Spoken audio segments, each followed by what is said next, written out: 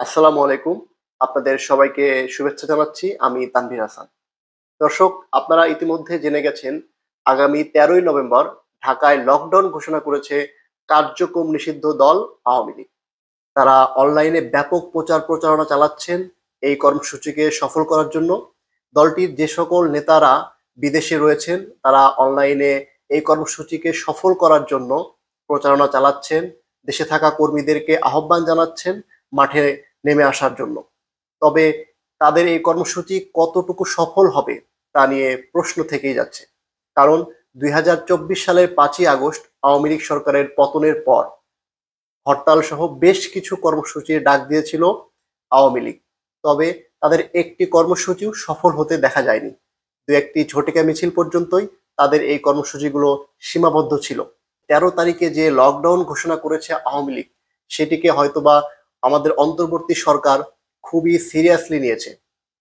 প্রথম আলো একটি সংবাদ করেছে যে আওয়ামী লীগের এই কর্মসূচি ঠেকাতে জরুরি বৈঠক করেছে স্বরাষ্ট্র মন্ত্রণালয়। চলুন দেখি প্রথম আলোর শেষ সংবাদটিতে কি বলেছে। প্রথম আলো তাদের সংবাদটির হেডলাইন করেছে, কার্যক্রম নিষিদ্ধ আওয়ামী লীগের কর্মসূচি ঠেকাতে স্বরাষ্ট্র মন্ত্রণালয়ের বিশেষ বৈঠক।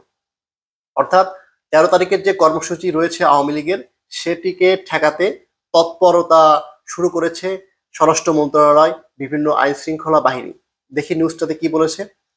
প্রথম আলো বলছে, কার্যক্রম নিষিদ্ধ আওয়ামী লীগের ডাকা ১৩ই নভেম্বরের ঢাকা লকডাউন কর্মসূচি ঠেকাতে আইন শৃঙ্খলা রক্ষাকারী বাহিনী সর্বোচ্চ সতর্ক থাকার নির্দেশ দিয়েছে স্বরাষ্ট্র মন্ত্রণালয়। লকডাউন কর্মসূচিতে কেউ মাঠে নামলে সঙ্গে সঙ্গে গ্রেপ্তারের নির্দেশ দেওয়া হয়েছে। পাশাপাশি আগামী কয়েকদিন ঢাকার বিভিন্ন গুরুত্বপূর্ণ পয়েন্টে আইন শৃঙ্খলা রক্ষাকারী বাহিনীর সদস্যদের সক্রিয় থাকার নির্দেশও দেওয়া হয়েছে। অর্থাৎ যদি আওয়ামী লীগের নেতাকর্মীরা কেউ এই লকডাউনের পক্ষে মাঠে নামেন, ঝটিকা মিছিল করেন, তাহলে তাদেরকে সঙ্গে সঙ্গে গ্রেপ্তার করা হবে, এমনটি নির্দেশ দিয়েছে স্বরাষ্ট্র মন্ত্রণালয়। আজ রোববার স্বরাষ্ট্র মন্ত্রণালয়ের আইন শৃঙ্খলা সংক্রান্ত কোর কমিটির সভা থেকে এই নির্দেশ দেওয়া হয়েছে। স্বরাষ্ট্র মন্ত্রণালয় সূত্র প্রথম আলোকে জানিয়েছে, আইন শৃঙ্খলা সংক্রান্ত কোর কমিটির সভাটি হওয়ার কথা ছিল আগামী মঙ্গলবার।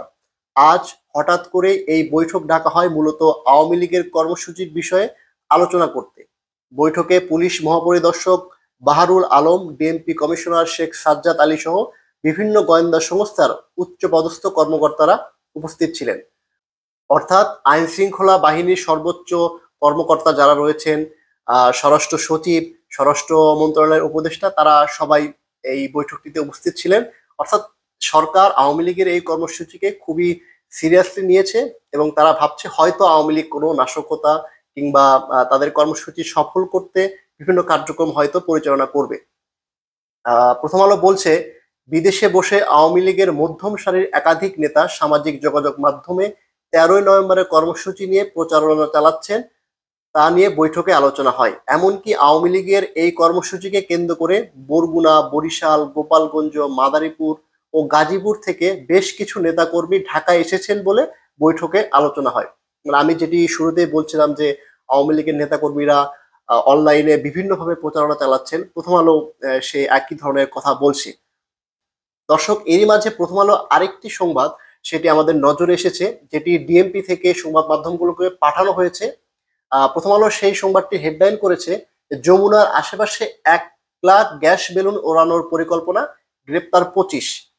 নিষিদ্ধ ঘোষিত আওয়ামী লীগের বিভিন্ন স্লোগান সম্মিলিত ১,০০,০০০ গ্যাস বেলুন উড়িয়ে নাশকতার পরিকল্পনার অভিযোগে ২৫ জন আওয়ামী লীগের নেতাকর্মীকে ডিএমপি গ্রেপ্তার করেছে বলে সংবাদ বিজ্ঞপ্তিতে জানানো হয়েছে। ডিএমপি সেই বিজ্ঞপ্তিতে বলা হয়েছে, গত ২৪ ঘন্টায় রাজধানীর বিভিন্ন এলাকায় পৃথক অভিযান চালিয়ে কার্যক্রম নিষিদ্ধ আওয়ামী লীগ ও সহযোগী সংগঠনের এসব নেতাকর্মীকে গ্রেপ্তার করেছে ঢাকা মহানগর গোয়েন্দা পুলিশ। এছাড়া ১০ থেকে ১২ই নভেম্বর রাষ্ট্রীয় অতিথি ভবন যমুনার আশেপাশে কার্যক্রম নিষিদ্ধ আওয়ামী লীগের স্লোগান সম্মিলিত বিভিন্ন বেলুন ফেস্টুন ওড়ানোর পরিকল্পনা ছিল এই যারা গ্রেপ্তার হয়েছেন তাদের। অর্থাৎ সরকার ইতিমধ্যেই আওয়ামী লীগের ১৩ তারিখের কর্মসূচিটিকে খুবই গুরুত্ব সহকারে নিয়েছে এবং ব্যাপক ধরপাকড় পরিচালনা করছে। দর্শক, আপনাদের কি মনে হয় আগামী ১৩ তারিখের লকডাউন কি আওয়ামী লীগ সফল করতে পারবে, নাকি অতীতের মতো কর্মসূচিগুলো আবারও ব্যর্থ হবে? আপনাদের গুরুত্বপূর্ণ মতামত আমাদের কমেন্ট সেকশনে জানান। ধন্যবাদ আপনাদের সবাইকে। আসসালামু আলাইকুম।